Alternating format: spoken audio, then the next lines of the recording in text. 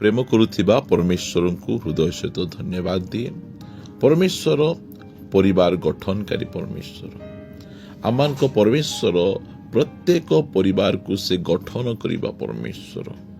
ମାତ୍ର ଶୟତାନ ପରିବାର ଗୁଡ଼ିକକୁ ନଷ୍ଟ କରିବା, ଛିନ୍ନ ଭିନ୍ନ କରିବା, ପରିବାର ମଧ୍ୟରେ ଅଶାନ୍ତି ଆଣିବା, ଏହିସବୁ କାମ ସେ ଆରମ୍ଭରୁ ହିଁ କରି ଆସିଅଛି। ମାତ୍ର ପରମେଶ୍ୱରଙ୍କର କାର୍ଯ୍ୟ ପରିବାର ମଧ୍ୟରେ ଶାନ୍ତି, ପ୍ରେମ, ଏକତା, ମିଳନ ଏସବୁ ସ୍ଥାପନ କରି ପରିବାରରେ ପରମେଶ୍ୱର ସ୍ୱର୍ଗୀୟ ଉପସ୍ଥିତି ମଧ୍ୟ ଦେବା ପାଇଁ ସେ ଚାହୁଁଅଛନ୍ତି। ଏହି ଦିନମାନଙ୍କରେ ଆମେ ଦେଖୁଛୁ ଯେ ପରିବାର ମଧ୍ୟରେ ଛାଡ଼ପତ୍ର ସଂଖ୍ୟା ଦିନକୁ ଦିନ ବଢ଼ୁଛି। ପରିବାର ମଧ୍ୟରେ ଝଗଡ଼ା ଗଣ୍ଡଗୋଳ, ଅନେକ ସ୍ୱାମୀ ସ୍ତ୍ରୀ ସେମାନେ ଥାନାକୁ ଯାଆନ୍ତି, ଅନେକ ସ୍ୱାମୀ ସ୍ତ୍ରୀ ସେମାନେ ଅଲଗା ଅଲଗା ବାସ କରନ୍ତି। ଏହି ପ୍ରକାର ଭାବରେ ପ୍ରତିଦିନ ପରିବାର ମଧ୍ୟରେ ବିଭିନ୍ନ ପ୍ରକାର ସମସ୍ୟା ଗୁଡ଼ିକ ମୁଣ୍ଡ ଟେକୁଅଛି, ଏହା ଆମେ ଦେଖୁଛୁ। ଆଜି ଏହି ଅଳ୍ପ ସମୟର ସନ୍ଦେଶରେ ମୁଁ କହିବା ପାଇଁ ଚାହେଁ, ପରିବାର ମଧ୍ୟରେ ବା ସ୍ୱାମୀ ସ୍ତ୍ରୀଙ୍କ ମଧ୍ୟରେ ସମ୍ପର୍କଟା ଆମେ କି ପ୍ରକାର ଭାବରେ ମଜବୁତ କରିପାରିବା, ଏଇଟା ବହୁତ ଇମ୍ପୋର୍ଟାଣ୍ଟ। ସ୍ୱାମୀ ସ୍ତ୍ରୀଙ୍କର ସମ୍ପର୍କ ଦୁନିଆର ସବୁଠାରୁ ଶକ୍ତିଶାଳୀ ସମ୍ପର୍କ ଅଟେ। ଏହା ରକ୍ତ ସମ୍ପର୍କ ନୁହେଁ, କାରଣ ଏହା ପରମେଶ୍ୱରଙ୍କ ଦ୍ୱାରା ସ୍ଥାପିତ ଗୋଟିଏ ସମ୍ପର୍କ। ଆଉ ଏହି ସମ୍ପର୍କ ମୃତ୍ୟୁ ଛଡ଼ା ଆଉ ଅନ୍ୟ କୌଣସି ବିଷୟ ଏହି ସମ୍ପର୍କକୁ ସେ ଭାଙ୍ଗି ପାରିବ ନାହିଁ। ଅନ୍ୟ ସମ୍ପର୍କ ଗୁଡ଼ିକ ମୃତ୍ୟୁ ନ ହଉଣୁ ସମ୍ପର୍କ ଗୁଡ଼ିକ ଭାଙ୍ଗିଯାଏ। ମାତ୍ର ସ୍ୱାମୀ ଆଉ ସ୍ତ୍ରୀଙ୍କର ସମ୍ପର୍କ ଏହା ଗୋଟେ ମଜବୁତ ସମ୍ପର୍କ ଅଟେ। ମୃତ୍ୟୁ ଛଡ଼ା ଆଉ କୌଣସି ବିଷୟ ଅଲଗା କରିପାରିବ ନାହିଁ, ଏହା ବାଇବଲ ଆମମାନଙ୍କୁ କହେ। ଆଉ ଏହି ସମ୍ପର୍କ କି ପ୍ରକାର ଭାବରେ ମଜବୁତ ହେଇପାରିବ, ଏହା ପ୍ରଭୁଙ୍କର ଇଚ୍ଛା, ଏହା ଆମମାନଙ୍କର ମଧ୍ୟ ଇଚ୍ଛା। ସେଥିପାଇଁ ଆମେ ସବୁ ସମୟରେ ପରିବାର ବିଷୟରେ ଆପଣମାନଙ୍କୁ ଆମେ ଶିକ୍ଷା ଦେଉ। ପରିବାରରେ ଆମେ କି ପ୍ରକାର ସମ୍ପର୍କକୁ ମଜବୁତ କରିପାରିବା। ଆମେ ଦେଖୁଛୁ ଆଦି ପୁସ୍ତକ 2 ଅଧ୍ୟାୟ ଏହାର 18 ପଦରେ, ଅନନ୍ତର ସଦାପ୍ରଭୁ ପରମେଶ୍ୱର କହିଲେ, ମନୁଷ୍ୟ ଏକାକୀ ଥିବା ଭଲ ନୁହେଁ, ଆମ୍ଭେ ତାହା ନିମନ୍ତେ ତାହାର ଅନୁରୂପ ସହକାରିଣୀ ନିର୍ମାଣ କରିବା।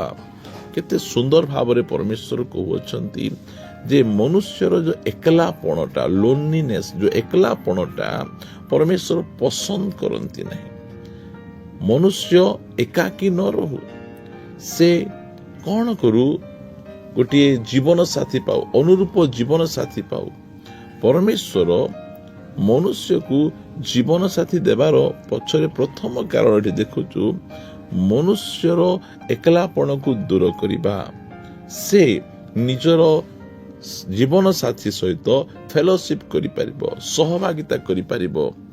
ଆଜି ପରିବାର ମଧ୍ୟରେ ଅଶାନ୍ତି, ସ୍ୱାମୀ ସ୍ତ୍ରୀ ମଧ୍ୟରେ ଅଶାନ୍ତି ହେବାର ମୁଖ୍ୟ କାରଣ ଏହା ଅଟେ ଯେ ସ୍ୱାମୀ ସ୍ତ୍ରୀଙ୍କ ମଧ୍ୟରେ ଫେଲୋସିପ ନାହିଁ, ସେମାନଙ୍କ ମଧ୍ୟରେ ସହଭାଗିତା ନାହିଁ।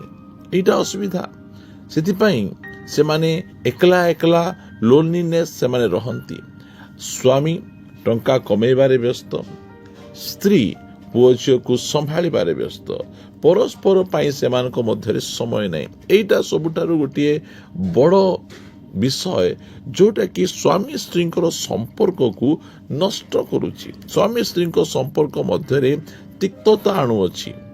ସେମାନେ ଯଦି ପରସ୍ପର ଯଦି ସହଭାଗିତା କରିଥାନ୍ତେ, ପରସ୍ପର ବସିଥାନ୍ତେ, କଥା ହେଇଥାନ୍ତେ। ଦେଖନ୍ତୁ ଆଜି ଅନେକ ସ୍ୱାମୀ ସ୍ତ୍ରୀ ଅଛନ୍ତି, ସେମାନେ ପରସ୍ପର ବସନ୍ତି ନାହିଁ, କଥାବାର୍ତ୍ତା ହୁଅନ୍ତି ନାହିଁ। ସେମାନଙ୍କ ଟପିକ ଛୁଆମାନେ ଆସିଲେ, ଖାଇଲେ, ସ୍କୁଲ ଗଲେ, କଲେଜ ଗଲେ, ସେମାନେ କ'ଣ ଅଛି, ଏମାନେ ପରସ୍ପର ବିଷୟରେ କିଛି କଥାବାର୍ତ୍ତା ନାହିଁ। ଆଜି ଦିନ କେମିତି କଟିଲା, ଆଜିର ଅଫିସରେ କ'ଣ ହେଲା, ଆଜି ଘରେ କ'ଣ ହେଲା, କେମିତି ତୁମେ ଅଛ, ଖାଇଲ କି ନାହିଁ, ପିଇଲ କି ନାହିଁ, ଏହିସବୁ କଥାବାର୍ତ୍ତା ସ୍ୱାମୀ ସ୍ତ୍ରୀଙ୍କ ମଧ୍ୟରେ ବିରଳ ଦେଖାଯାଉନାହିଁ।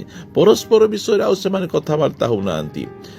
ସେମାନଙ୍କର କଥାବାର୍ତ୍ତା କେବଳ ସେମାନଙ୍କର ପୁଅ ଝିଅ ବିଷୟରେ, ଝିଅର ବାହାଘର କେମିତି କରିବା, ପୁଅର ଜବ୍ କେମିତି ହେବ, ଷ୍ଟଡି କେମିତି ହେବ, ଆମେ କି ପ୍ରକାର ଭାବରେ ଘର ବାନ୍ଧିବା, ଗାଡ଼ି କିଣିବା, EMI ସୁଝିବାର ଅଛି। ଏହି ପ୍ରକାର କଥାବାର୍ତ୍ତା ଗୁଡ଼ିକ ସେମାନଙ୍କ ମଧ୍ୟରେ ଆମେ ଅତ୍ୟଧିକ ପରିମାଣରେ ଆମେ ଦେଖୁଛୁ। ମାତ୍ର ପରସ୍ପର ପାଇଁ ସେମାନଙ୍କ ନିକଟରେ ସମୟ ନାହିଁ, ପରସ୍ପର ପାଇଁ ସେମାନେ ସମୟ ଦେଇପାରୁନାହାନ୍ତି। ପ୍ରିୟମାନେ, ଏଇଟା ହେଉଛି ମୁଖ୍ୟ କାରଣ। ସେଥିପାଇଁ ଲେଖାଯାଏ ଉପଦେଶକ ପୁସ୍ତକ 4 ଅଧ୍ୟାୟର 9 ପଦରେ, 1 ଜଣରୁ 2 ଜଣ ଭଲ, କାରଣ ସେମାନେ ଆପଣା ଆପଣା ପରିଶ୍ରମର ଉତ୍ତମ ଫଳ ପ୍ରାପ୍ତ ହେବେ। କେତେ ସୁନ୍ଦର! ସେମାନେ ପଡ଼ିଲେ ଜଣେ ଆପଣା ସଙ୍ଗୀକୁ ଉଠାଇବ, ମାତ୍ର ଯେ ପଡ଼ିବା ବେଳେ ଏକାକୀ ଥାଏ ଓ ଯାହାକୁ ଉଠାଇବା ପାଇଁ ଅନ୍ୟ ନଥାଏ ସେ ସନ୍ତାପର ପାତ୍ର। ପ୍ରିୟମାନେ, ଏଇଟା ହେଉଛି ଗୋଟେ ଫେଲୋସିପ୍। ଜଣେ ପଡ଼ିଲେ ଆଉ ଜଣେ ଉଠାଇବ। କେତେବେଳେ ଉଠାଇବେ? ପରସ୍ପର ମଧ୍ୟରେ ଗୋଟେ ସହଭାଗିତା। ଜଣେ ଯଦି ପ୍ରାର୍ଥନା ଜୀବନରେ ପଡ଼ିଯାଇଥିବ ତାହେଲେ ଆଉ ଜଣେ ତାକୁ ଉଠାଇବ। ଜଣେ ଯଦି କୌଣସି ପ୍ରକାର ଦୁଃଖରେ ପଡ଼ିଯାଇଥିବ ଆଉ ଜଣେ ତାକୁ ଉଠାଇବ। କେତେବେଳେ ଉଠାଇବ? ଆମେ ସମସ୍ତଙ୍କୁ ଉଠାଉନାହୁଁ। ଆମେ ଯାହା ସହିତ ଆମର ସହଭାଗିତା ରହିଛି ଆମେ ତାଙ୍କୁ ହିଁ ଉଠାଉ। ଆଜି ମୁଁ କହିବା ପାଇଁ ଚାହେଁ, ସ୍ୱାମୀ ସ୍ତ୍ରୀମାନେ ସେମାନେ ଟିକେ ସମୟ ବାହାର କରନ୍ତୁ ପରସ୍ପର ପାଇଁ।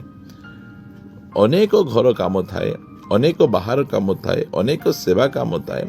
ପରସ୍ପର ବସି ଅଳ୍ପ ସମୟ ଯଦି ଆପଣମାନେ ଫେଲୋସିପ୍ କରିବେ, ସହଭାଗିତା କରିବେ, କାହିଁକି ପରମେଶ୍ୱର ସ୍ୱାମୀ ସ୍ତ୍ରୀ କରିଛନ୍ତି ଯେ ପ୍ରକାର କି ସେମାନେ ଏକାକୀ ନ ରୁହନ୍ତୁ। ସେମାନଙ୍କ ମଧ୍ୟରେ ଯେଉଁ ଲୋନ୍ଲିନେସ୍ଟା ରହିଛି ସେଇ ଏକଲାପଣଟାକୁ ଦୂର କରିବା ପାଇଁ ପରମେଶ୍ୱର ତାଙ୍କୁ ଗୋଟେ ଅନୁରୂପ ସହକାଣୀ ଦେଉଅଛନ୍ତି।